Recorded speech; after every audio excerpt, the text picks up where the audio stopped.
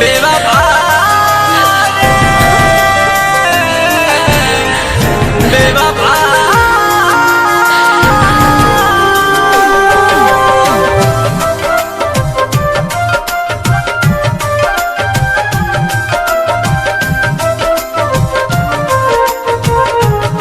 Music by Shams Jamil.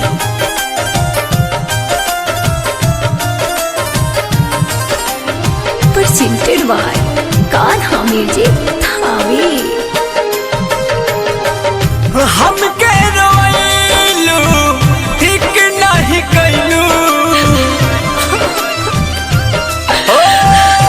हमके रोइलू ठीक नहीं कैलू और जा जा जा जान भुला गइलू और जा जा जा जा जा जा जान भुला गइलू।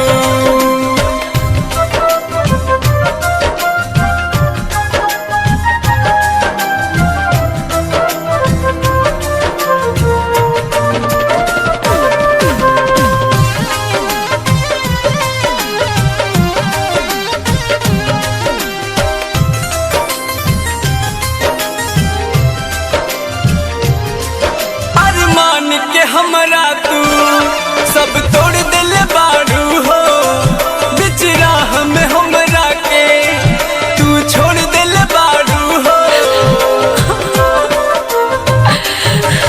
अरमान के हमरा तू सब तोड़ दिल बारू हो बिच राह में हमरा के तू छोड़ दिल बारू हो बिच राह में हमरा के तू छोड़ दिल बारू हो।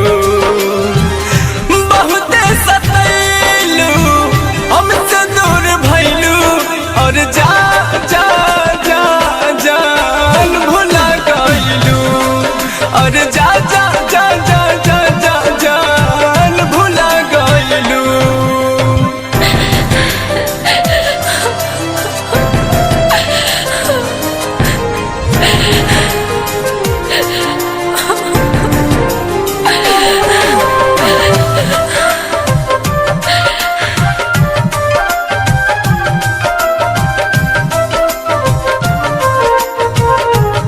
Music by Shams Jamil. Presented by Kanha Music Thane. पहले तो कहत रहलू कब दूर न जाइब हो दिल से तोहके बीटू ना हम बिसराइब हो।